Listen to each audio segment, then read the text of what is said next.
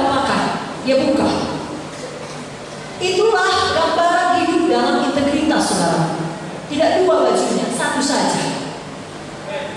Bagaimana saudara di rumah, begitu saudara di gereja, begitu saudara di kantor. Tidak ada kepura-puraan. Katakan amin. Bapak Bote sangat dikenal sebagai hamba Tuhan yang memiliki integritas.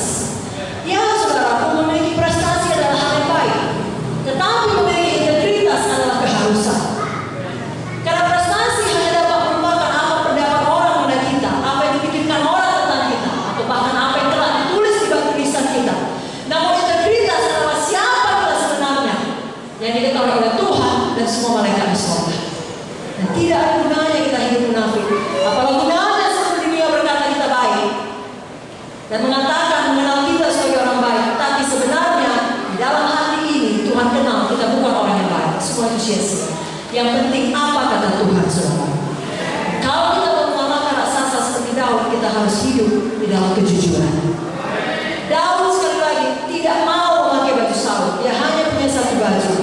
Bukan berarti Daud sempurna. Bahkan kemudian dia melakukan dosa demi dosa yang sangat fatal, tetapi dia bertobat. Dia tidak munafik. Tuhan Yesus tidak pernah menyukai kemunafikan. Ketika dia hidup di dunia ini, apa katanya dalam Matius 23 ayat 25-28? Celakalah kamu, hai ahli-ahli Taurat dan orang-orang Farisi, hai kamu orang-orang munafik, cawangan pinggan kamu bersihkan sebelah luarnya, sebelah dalamnya penuh rampasan dan kerakusan.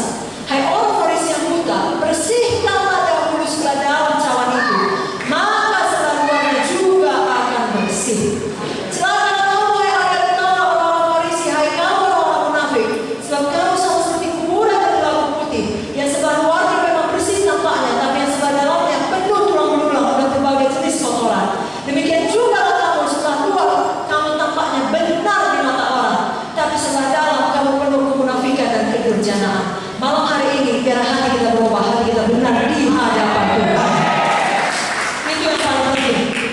Kita tidak lagi sibuk seperti manusia lama berusaha dikenal manusia. Kita hanya mau dikenal oleh Tuhan. Galatia 1 ayat 10 mengatakan, adakah mencari kesukaan manusia atau kesukaan Allah? Adakah mencoba berkenan pada manusia? Sekiranya aku masih mau mencoba berkenan pada manusia, aku bukanlah hamba Kristus. Saya dan saudara adalah hamba Kristus. Malam ini kita bahas yang terpenting adalah hati kita, maka yang di luar ini akan mengikut. Katakan amin. Yang terakhir, saudaraku, mari kita tekun, mari kita setia. Katakan, saya mau tekun, saya mau setia. Kalau kita perhatikan Daud pada waktu melawan Goliat, dia mengambil 5 batu, bukan satu saja. Itu gambaran dia sudah menyiapkan dirinya. Apapun yang terjadi, dia tidak akan menyerah. Goliat akan dihadapi sampai kalah. Amin, saudara. Daud sudah punya komitmen. Dia akan tetap menghadapi raksasa itu sampai dia mengalahkan raksasa itu. Dengan kata lain seperti kita, akan tetap menyelamatkan jiwa, akan tetap memulihkan jiwa, akan tetap menyampaikan panggilan kita. Betapapun harganya, bagaimana caranya, berapa lama waktunya. Amin, saudara. Dan kalau ada di dalam proses tersebut, dalam perjalanan pelayanan kita, doa kita belum dijawab, jangan langsung menyerah. Sekali lagi, kalau ada persoalan tidak kita mengerti, jangan pernah berhenti. Mari kita tetap tekun dan setia. Saudara masih ingat kakak Daud tadi yang namanya Elia, yang merendahkan Daud? Kan tidak dijawab Daud, dihadapinya saja Goliat. Pada waktu Daud mengalahkan Goliat, jangankan Elia tahu Daud yang betul, seluruh Israel tahu Daud yang betul. Demikian juga saudara, saudara yang paling penting tetap maju, tetap tekun dan setia.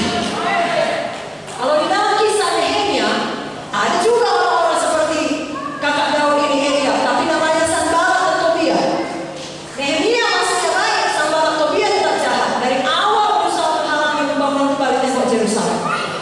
Nehemia tambah baik, mereka tambah marah, tambah sakit hati. Ada orang seperti itu, saudara. Dia baik tak bisa. Kita baik,